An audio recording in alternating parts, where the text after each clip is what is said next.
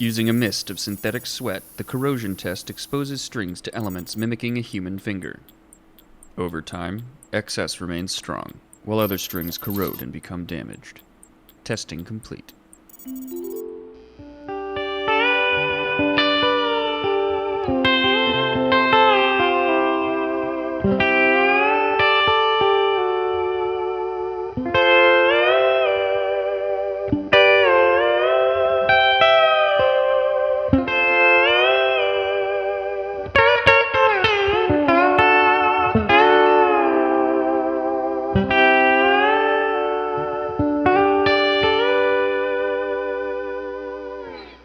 Very cool. Hey, I'm John Bolger. I'm with Mike Harris. We are at the, is it Heartland Studio? Heartland Studios. Which is Old Crow Medicine Show's studio, where you just cut, your last two records here, is that correct? Yeah, the first of which just came out. It's called Paint This Town. Which, it's right behind me, right here. Conveniently, on vinyl, the only format that's still growing. I know, that's right. Yeah, we made that record in March of 2021 in here. We had just kind of formed this new lineup, and we had a lot of fun doing it right in this very room. Very cool. And you were playing, like, that is the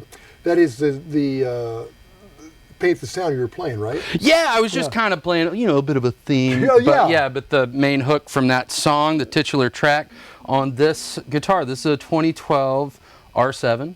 Yeah, oh, cool. It's a little bit different. It's got a mahogany cap instead of a maple cap. Wow. And it does sound a little bit different. Huh. I've got another R9 over here with the same exact pickups in it as this guitar, but this one is noticeably darker because of that top.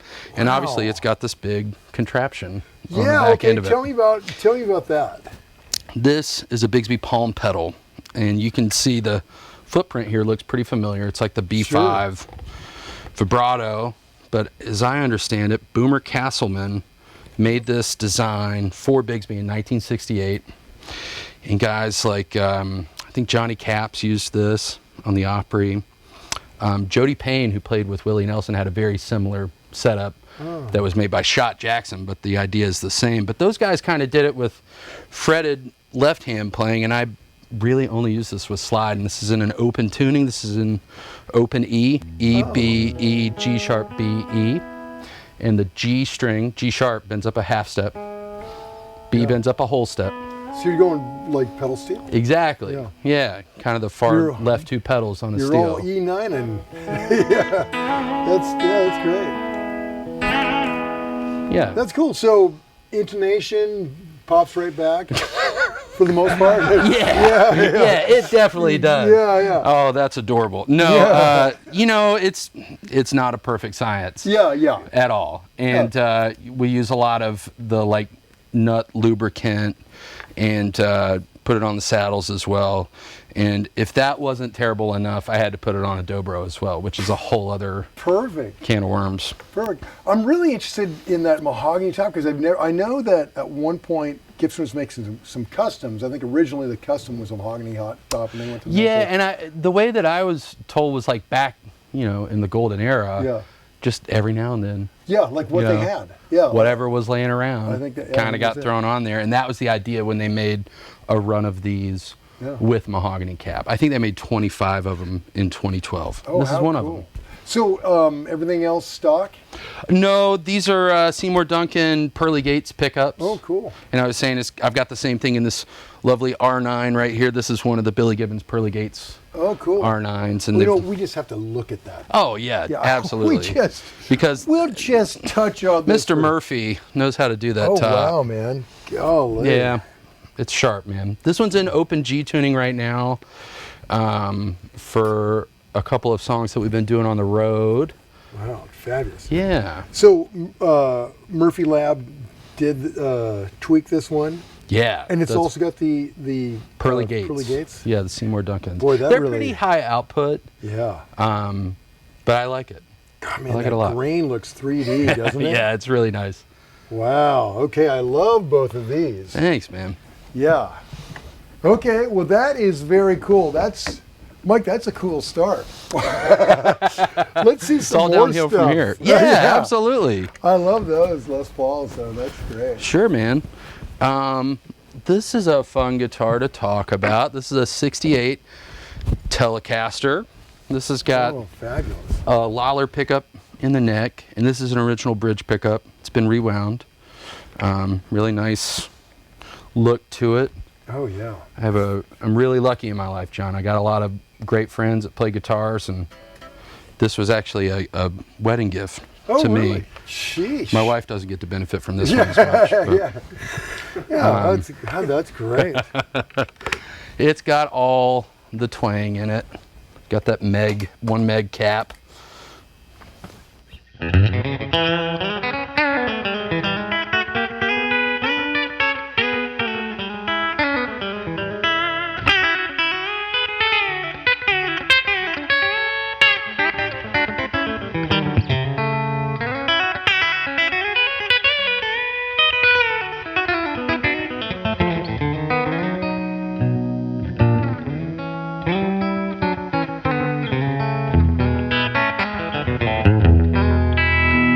That's great. Yeah, that's man. great, Mike. I love that one a lot. Try the neck pickup. I just wanna hear that Absolutely. thing. I think it's great.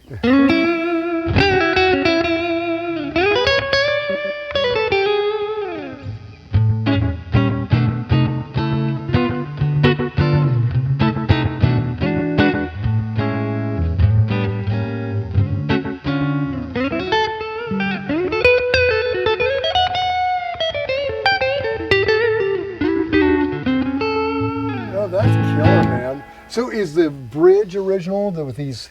Is it kind of gougy on your palm? Oh, I mean, you know how it is with old guitars. You just kind of learn to play with them. They're a little gougy. You know, you're not playing on them. You're playing with them. Yeah. They for sure are. And I don't know if these are original saddles. I'm pretty sure that they would have had grooved saddles. I have a friend that has one of these, and his has grooved saddles. Yeah, I had a 67, and it was like that. Oh, but, okay. Yeah, but I don't know. Again, they're all kind of, who knows? Yeah, man. But I think that's why they put the ashtray over it, because they were so gougy. Some of those. Yeah, and the ashtray was less obtrusive than that, right? Right. Yeah.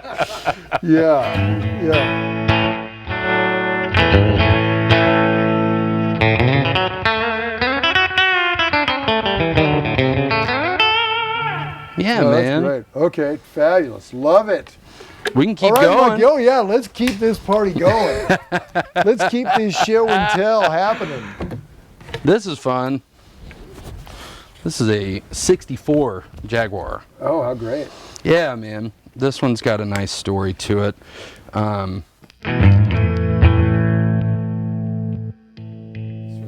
I know.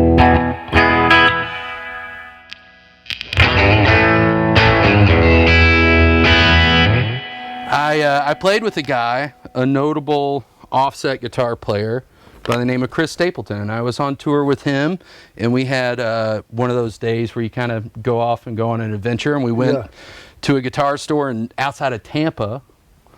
I'd love to get the name of it if I can think about it. I feel like it was like Jimmy's Vintage Guitars, or it was in Auburndale. Somebody knows what I'm talking about. In the comments section, put that in there. Actually, I'm totally regretting even mentioning this story, because maybe we need to bleep out the name entirely and the location, because it was an amazing store. Oh, yeah, a honey hole, if you will. Keep it to yourself, yeah. No, man, this was hanging up in the store that day, and we kind of gone shopping. It was towards the end of the tour that we were doing, and Chris saw me playing this one and threw it in the pile and gave it to me at the end of the day. And oh! He's a real sweetheart of a dude for that. Jeez, man. Yeah, man.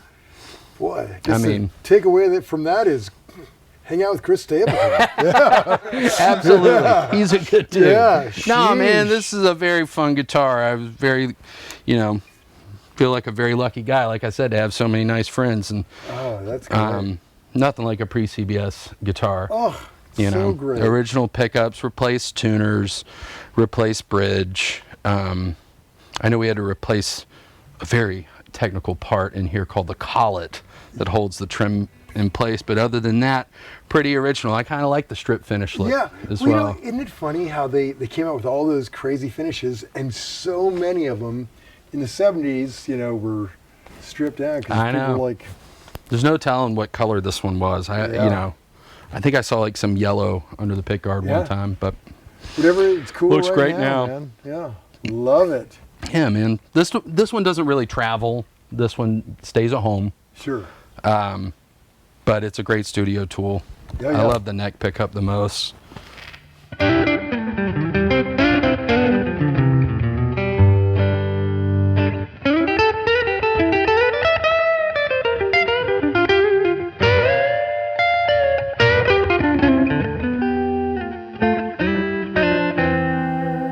Oh, yeah, that's great. I'm not really a wiggle stick guy most of the time, but this one stays in. This is kind of my my vibrato guitar. Yeah, man. That's great. Okay, love it. There's not a turd in the pile. They're all great. Oh man, highly curated, John. Highly curated. Yeah. This is another guitar with a fun story. I think this is mid '60s. This is a Harmony Meteor, and I come from a very musical family. My dad is a bluegrass mandolin player, guitar player. Oh, cool. So where were you raised? Yeah, kind of all over central North Carolina. Okay. Lake Norman area. Yeah. Just north of Charlotte. But this is, it's an old Harmony Meteor, and this belonged to my great uncle Howard. Oh, He was a great. mountain musician, but he felt the call of the devil's music to play some electric guitar from time to time. And they said that he would play this one for an hour and then polish on it for 2. And I think it's pretty evident, pretty flawless guitar. And I keep flat wounds on this great. one, you know. I love this thing, man.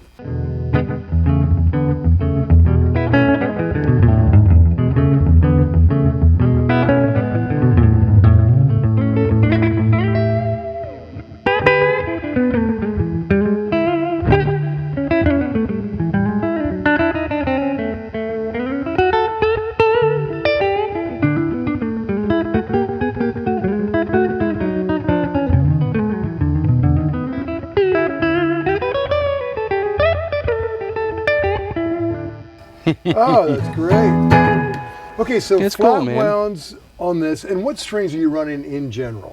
Diodario, I'm kind of like a lifer with Oh, yeah. them, and they've They're been very great. kind to the band. Thank you, Diodario. Yeah. And Diodario cables kind of all the way throughout. Slide? What? Not Diodario. Not the deal. Okay. This is a Derek Truck signature slide. Oh, okay. I was Dunlop, playing, right? I was playing just like the Dunlop blues bottles, Yeah. and wonderful guitar player in town by the name of Adam Meisterhand, is a good buddy of mine.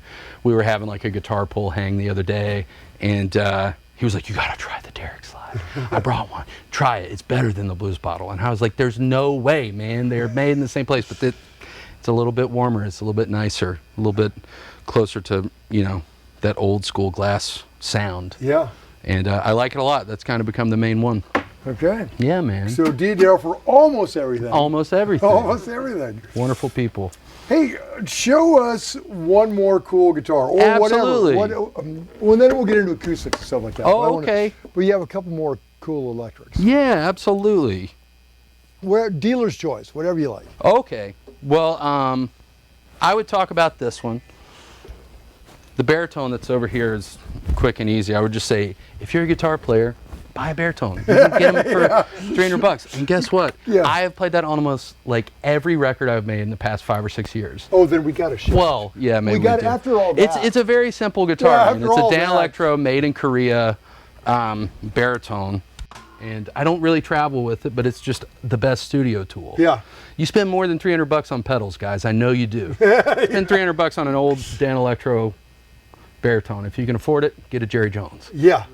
Those are hard to find out. Okay. Well, good. That was worth talking about. It was. You're right. Yeah. Well, you can find them all day long for like $300. Yeah, yeah.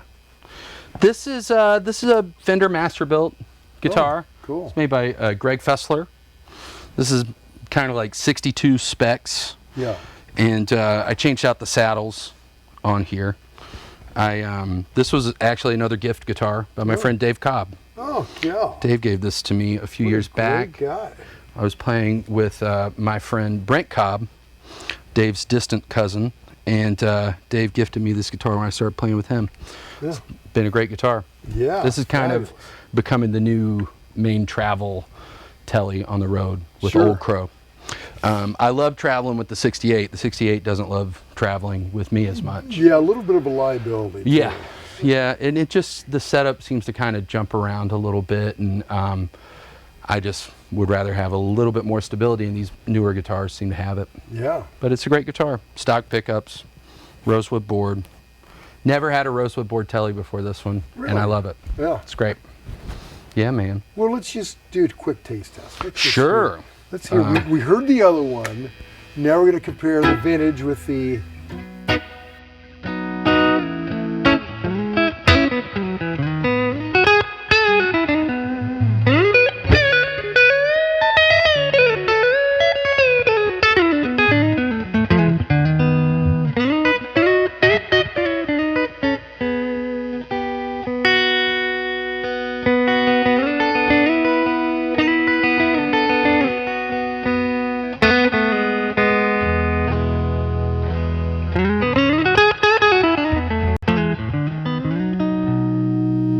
Fabulous. Yeah, man.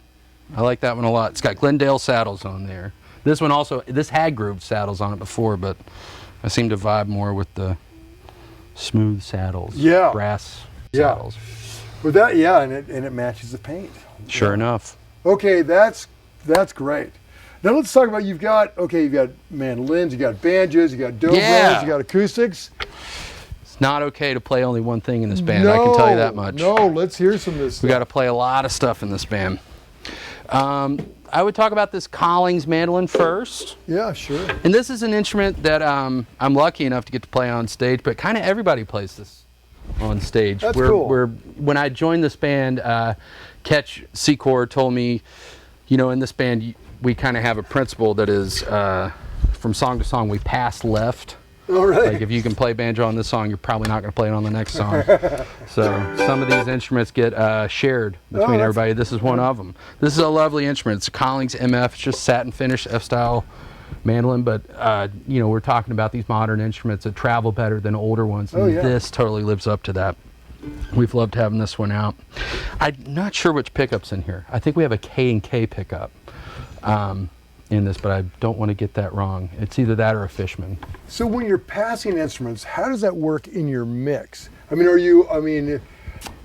like John, it only works because we have the best crew on the road. All right, okay. That's Front great. of house, Jojo Kobalecki, our monitors engineer, Pete Parento, our stage manager, Tyler Nichols, like our tour manager, Caitlin Smith, our lighting engineer, James Leach. We only get by because of those guys, and Pete really handles that in our ears. And we do a big tech day at the beginning of every year, and it's arduous, but it's worth the work because you need the consistency. Right, because like busking, hand them over, no problem. But like when you're talking like an in-ear mix in front of house, it can be a.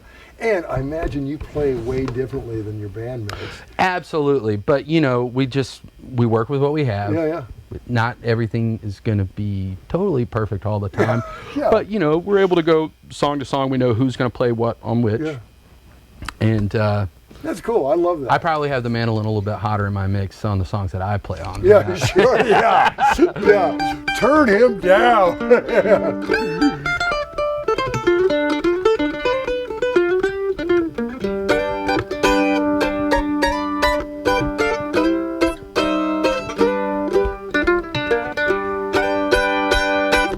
As you can tell, I'm a great mandolin. Is that great to me? In a couple of years, though, that will sound like a vintage instrument from a few years of busting. Absolutely, man. And I've crossed paths with some that have already been down the road for a few years, and they totally open up, and this one's on its way. Yeah, we like it a lot. Oh, thank you, Collings. Fabulous. And now for something totally different, John. This is a 1960 D28. This is a Martin. Fabulous. Big box, big Brazilian rosewood, back and sides. Wow. It's really pretty, and it sounds really pretty. This guitar I've been lucky enough to kind of caretake for a few years. It was a reverb find. Oh, really? Actually, yeah. See, I thought it was going to be like, growing up playing bluegrass. Well, yeah, right. I grew up listening to bluegrass, but I didn't really start going to school on bluegrass until I was up here in Nashville and studying a lot of different guitar stuff. And I've been lucky enough because my dad took me to so many bluegrass festivals growing up. Thank you, Pops. I saw Tony Rice multiple times as a kid and as an adult. But I was a huge fan, but never. Flat picking is its own discipline. Oh God, it's so humbling. You think you know how to play guitar or whatever, and then you get into it, and it's this whole other thing. Yeah. I have the greatest respect for people like Mason Vai in our band. He's a wonderful flat picker. Molly Tuttle, who's played on our records and comes out and plays with us. Oh, cool. You know, obviously she's going to go down as like one of the greatest of all time. Yeah. But here I am with this awesome bluegrass box that I don't really know how to do anything with, but I love it, man. I think it sounds really great. It's one of those guitars, like, I literally met this guy in the Bowling Green, Kentucky, like, truck stop parking lot. Yeah. He had the case out on his tailgate, and I hit one G chord, and I was like, sold. It looked like either a guitar deal or a drug deal. Yeah. Yeah.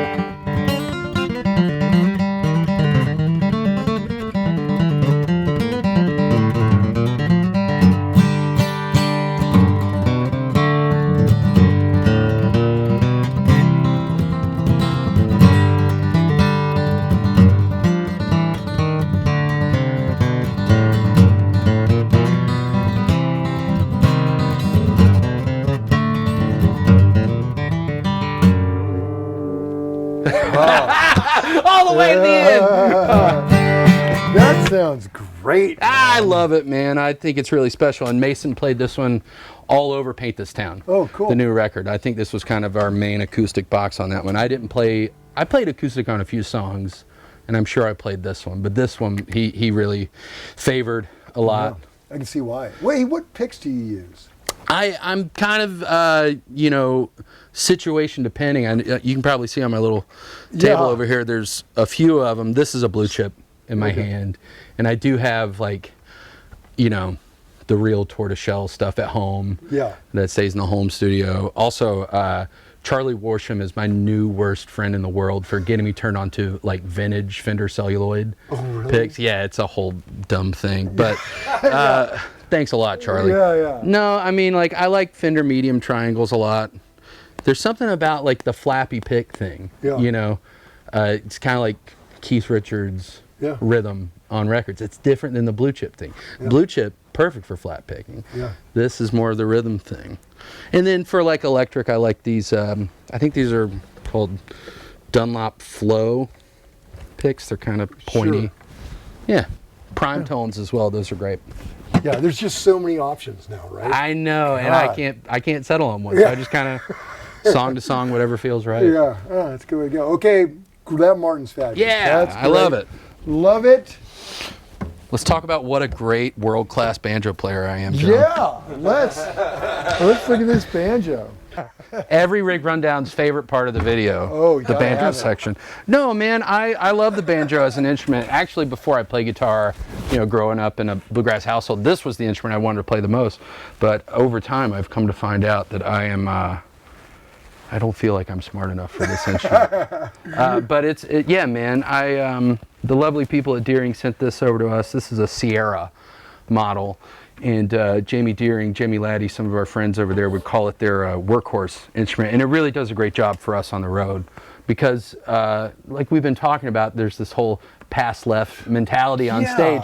So I'm playing picks on my hand, roll style, Scruggs style banjo, but the other guys are playing claw hammer. And this one does it all for us, which is, you know, it's one in a million. So, so there's always banjo on, it seems like that's almost always going. Yeah, banjo and fiddle. It's part of the whole backbone of the sound of this band. When I joined Ketch, Corey, Morgan, you know, they were so open to me coming into this primarily as an electric guitar player, but they told me, listen, the banjo and the fiddle, that is, you know, that is the backbone. That is everything that runs through the DNA of the sound. And I have a huge reverence for that, you know, and I want to preserve that as well. And by happenstance, I had, like, in the 6 weeks or so before I got the call to join this band and audition and make records and travel with them, I had started learning banjo.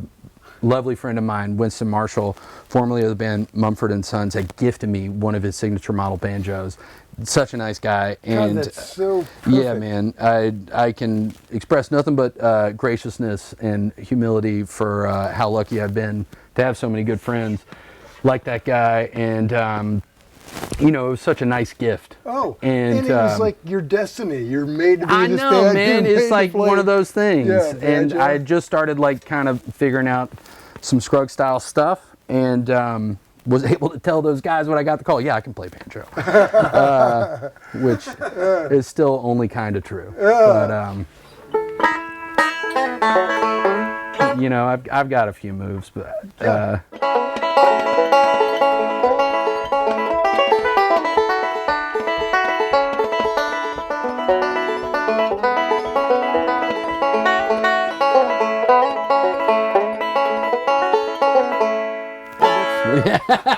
That's great, man. That's great. So, it's a little bit out of tune, but I think it's close enough for bluegrass rock and roll, right? Oh yeah. Is there a pickup in that? You know, there's not. We employ some microphones inside these banjos that we use, and then that goes to a wireless pack. Okay. I'd love to tell you what the microphone is, but I don't know. Yeah.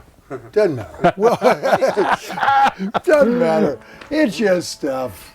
Yeah, but it sounds great. Great instrument. Okay, now when I came in, you had this dobro. That's the one right. Yeah, man. That's the one I'm really looking forward to. That weirdo. It is a weirdo, and it's, you know, I even like balk at calling it a proper dobro because I know some of the bluegrass heads out there will be like, you're not playing that like Jerry Douglas would play that.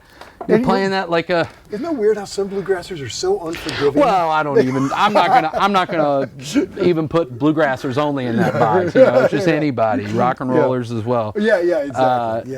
Man, this is a gold tone Paul Beard signature model resonator guitar. It's a spider cone resonator.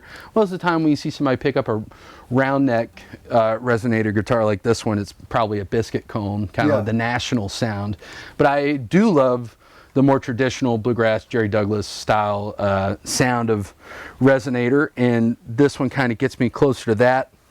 That's very greatly aided by the fact that I use the Fishman Nashville pickup that Jerry uses, as well as Jerry Douglas's signature Fishman R pedal when we're live. And even on the second record that we made last year that is coming out sometime in the near future, I had this setup with me by that point, and we liked the direct signals so much that we mic'd it as well as took that Ara signal because it's so good. Well, that's great. That's a ringing endorsement. But yeah, I've got the Bigsby palm pedal set up on this as well, and we were talking about it on the Gold Top earlier.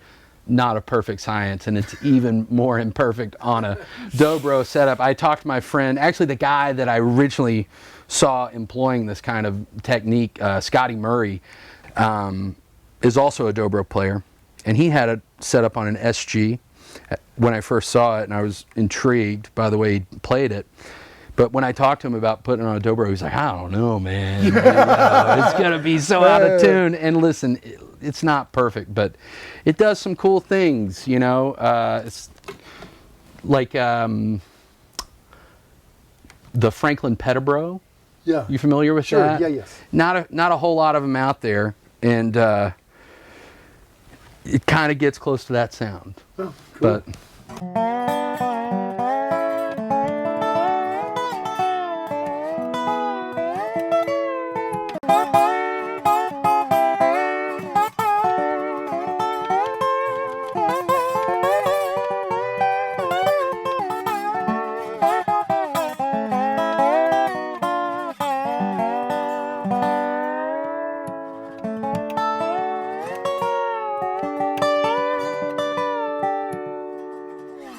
it's an interesting thing, man. Yeah, I love it. I mean, I'm still learning how to play it, really. Yeah. It's awkward playing with the finger picks and then trying to do this and do this. And I'm sure you can hear in the little 10-second clip I gave you. I'm still figuring it out, guys. But sounds fabulous. Somebody else has this set up. Talk to me about it, man. Yeah, my friend Dave Johnson at Scale Model Guitars helped me kind of make this as copacetic as it can be. This is a little different tailpiece than what we have on the Gold Top. This is the BP12 Bigsby palm pedal. It's got that longer kind of bass on it, and we decided that this was best for this application. And yeah, man. Love it. Nice party trick. Yeah. Who does your straps? And these are Oh all man, really I'm so cool. glad you asked. I love these straps as well. My good buddy Alex Alcocer made these straps. Alex is Chris Stapleton's touring guitar tech. Oh, really? And yeah, man, he makes these straps. If you can find them, he'd love to make you one. God, those will last forever. I know, man. Yeah. That's kind of the idea. And I think, I don't want to overpromise, but I think he does tell you lifetime warranty on them. If you Yeah. ever need some stitching or anything done on them, it's a worthy investment. Thanks, that's Alex. Great. Okay, so we've covered electrics, acoustics. Let's talk about amps. Maybe grab something Sure, you can man. plug in, and let's talk about these pedals and amps. Sure. Okay, Mike, you've got the Tonehenge, all the stack of amps back here. Yeah, man. Uh, A little bit overcompensating, maybe. no, but these are all like studio tools. But these are your tour tools. I right? mean, the studio tools would be like, the more vintage stuff that just, we don't really want to hurt them. That Tweed amp right there, that's like an amazing 56 Tweed Deluxe that has been on like every record I've ever made for the past 10 years. How cool. This Silverface reverb has been on loan to the band, and I like to use this one as a try to coax that really steel sound out of the gold top with the benders. Sure. The silver tone is just diamond, Yeah. total fuzzy, like the Jack White sound. That belongs to Corey Yance, our esteemed keyboardist, multi-instrumentalist. But yeah, these are the tour workhorse amps right here. What we've got mic'd up is the Magnatone 210 panoramic stereo amp. My first stereo amp. The lovely folks at Magnatone sent this to me last year, and I've really been enjoying it. It's the first time I've really toured a lot with 10-inch speakers in an amp, and I replaced the stock ones with Eminence Legend 10-inch speakers. Also kind of my first foray into like calling an EL84 amp like the main thing. Yeah. Kind of always been on the Fenders and 6V6s, 6L6s, but just kind of switching it up for a minute. And I really love the stereo vibrato on here. And we're getting a lovely signal path from the folks at SE that have been very kind to Old Crow Medicine show. We've got the V7X dynamic mic and the VR2 ribbon mic. Oh, that's great. So, but the question that I'm wondering about is if it's that stereo tremolo is so great, but when you mic it like that, are you not getting the other speaker, or does it matter? Totally great question. And listen, when I start booking some gigs with my jazz combo trio, we'll have plenty of width in the mix. Yeah. But when electric guitar is up there with fiddle and banjo and acoustic guitar and upright bass and Yeah. drums and keys, this is getting the job done for us. Yeah, yeah. I don't get me wrong. When I first got it, I went to our front of house engineer Jojo, monitors engineer Pete. I was like, guys, like stereo, and they're like, maybe not. But this has been a great workhorse amp, as well as this amp right here. This is the Chris Stapleton signature model Princeton amp. With the 12 in it, right? Yeah, absolutely. And it has Chris has his proprietary speaker that comes in this one, and I do like that speaker a lot, but I actually replaced it with the Eminence Alessandro GA64 12-inch speaker in that one. That one's so new, that speaker, it's barely even broken in on this one, but it's just kind of like, it's nice to have both amps on the road. Sure. Sometimes we get to a place, maybe the Magnatone's too loud, maybe we want to go to the Princeton vibe, but these amps have worked so hard for me. This Princeton actually came off of the Stapleton rig from back when I was playing with those fellas, and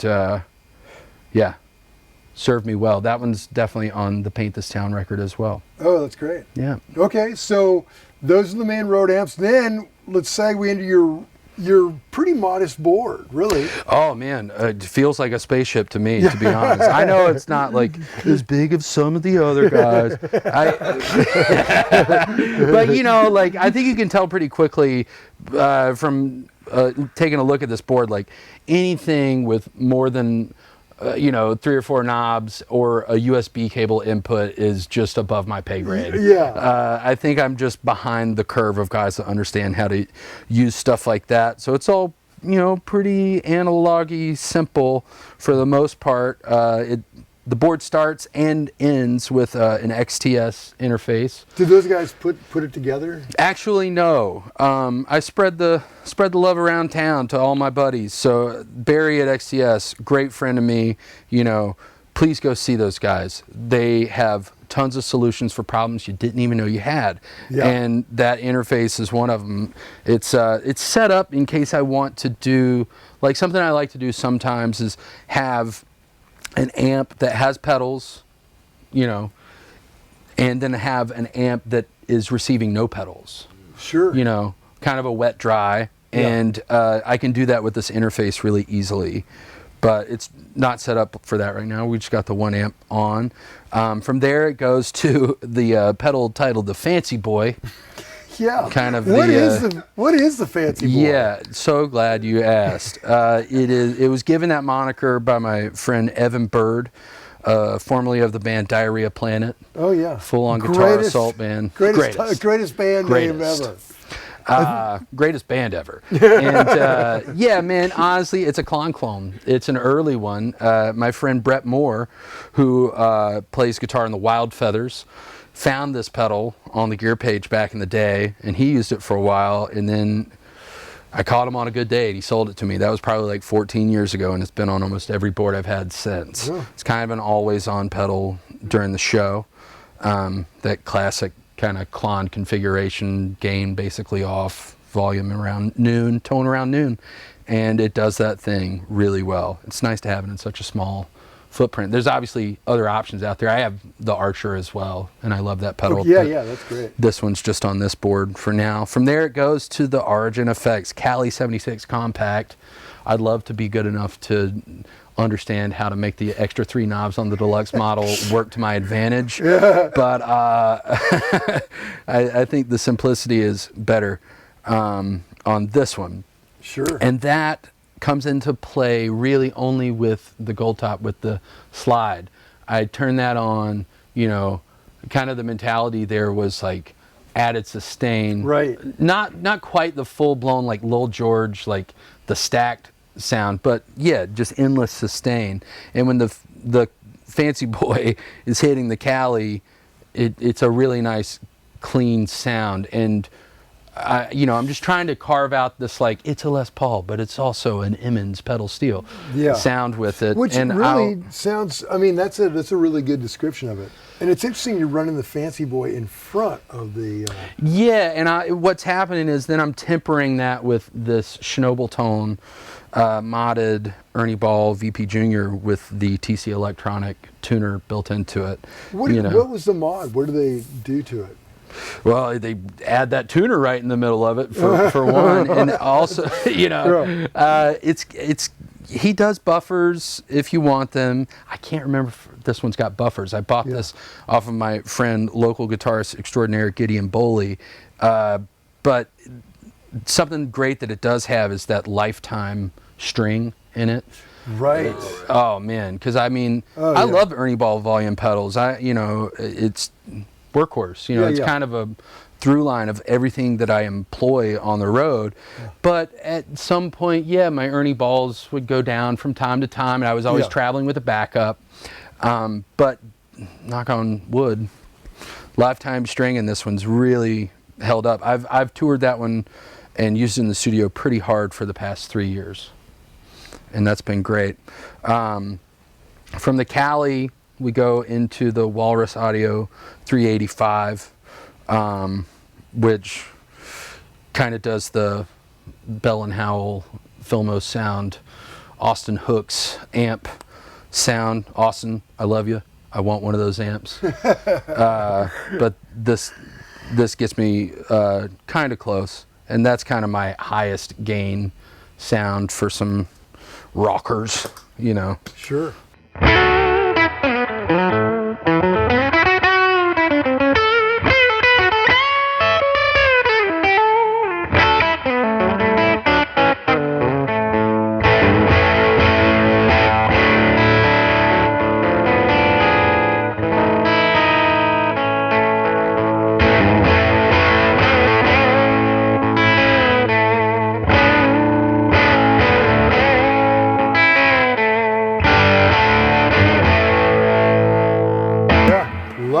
Yeah, man. Love it. Okay.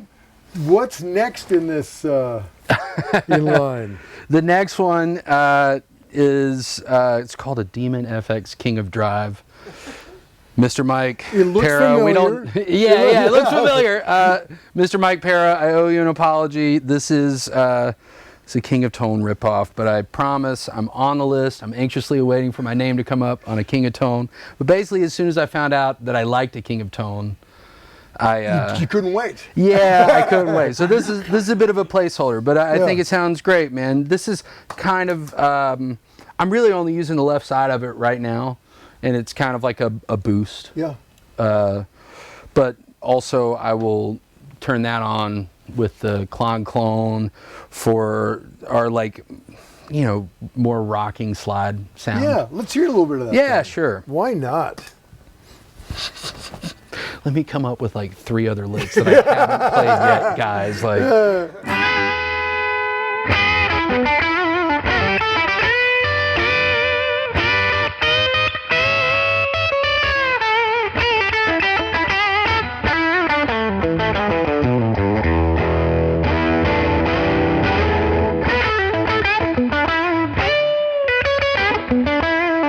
Mike, I really like that.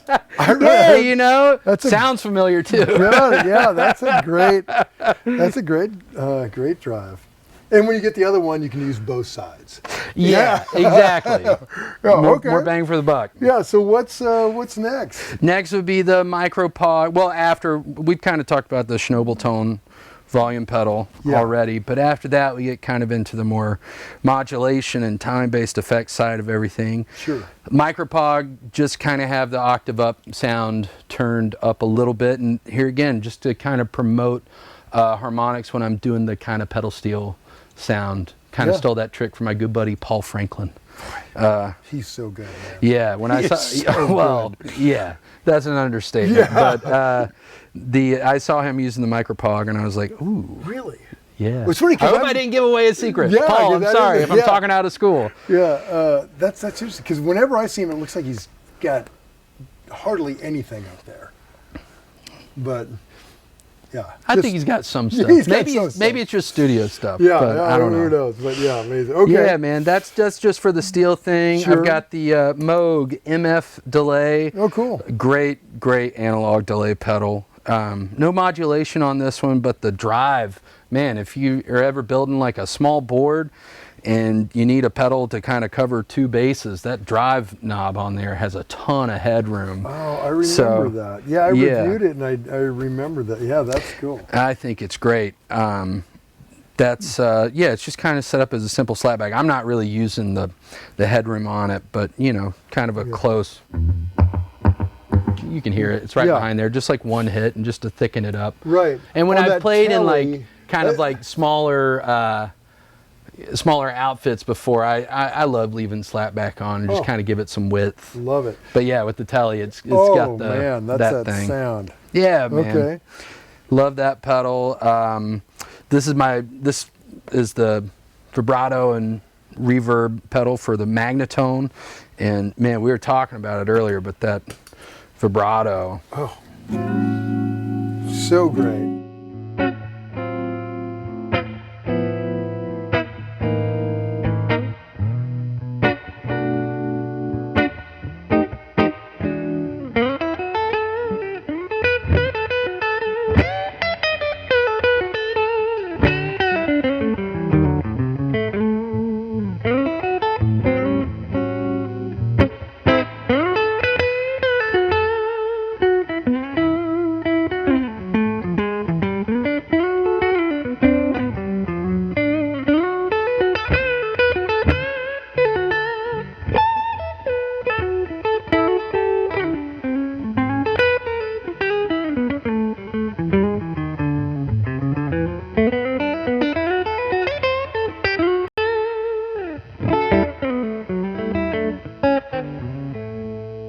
That's great. Yeah, man, Yeah. so lush. Yeah. Yeah. Love that sound. Okay.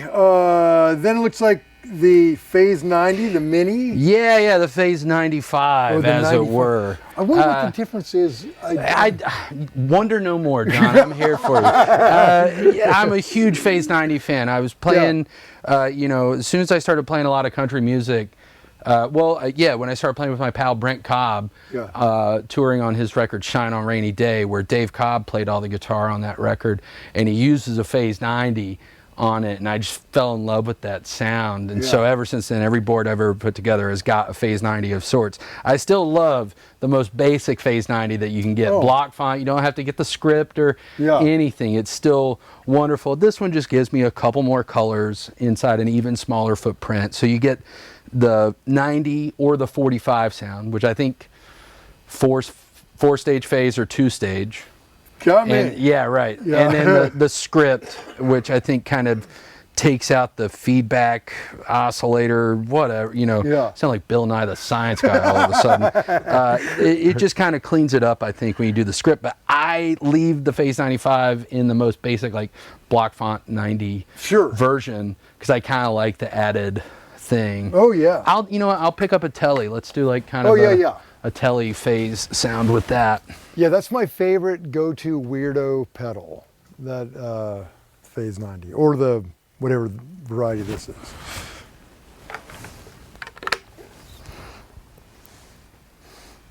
With the slap.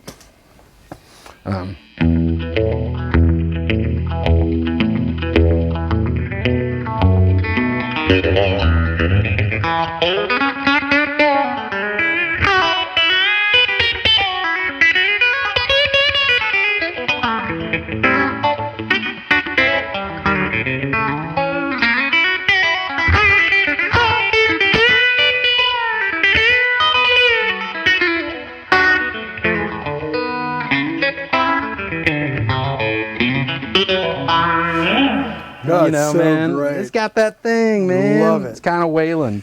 Yeah, it is. Yeah, it's especially totally when you wailing. get into that, like, take it all the way down. Yeah.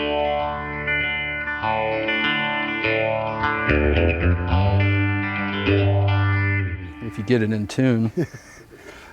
Waylon was never in tune.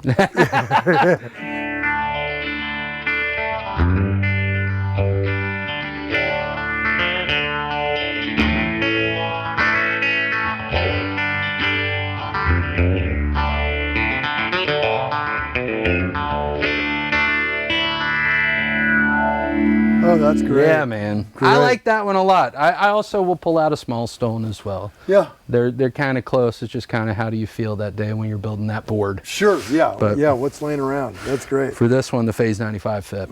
Perfect. And then that takes us to the Strymon Flint. I do like a lot of the Strymon pedals, but here again, I've probably said this about 3 times so far talking about this board, but every board that I've made basically since the Flint came out has had a Flint on it. Being able to have another reverb and tremolo on top of what I already have on an amp is great, but if you're a touring musician, sometimes you're going to end up on a fly gig. You might end up with an amp that doesn't have reverb or tremolo when you get there, and it's nice to know you've got it on the board. For right now, I'm using the kind of like square wave, choppy tremolo sound on the left side of the pedal on a song that we have been performing that's on the new record called John Brown's Dream. And you can kind of hear that on the record as well. And the reverb side is a pretty wet, long reverb that I will stack with the amp reverb when I'm doing the very steely sound, and I want that kind of long tail on it. But yeah, that's it. Yeah, I got to hear that tremolo. Let me hear that. Sure, man.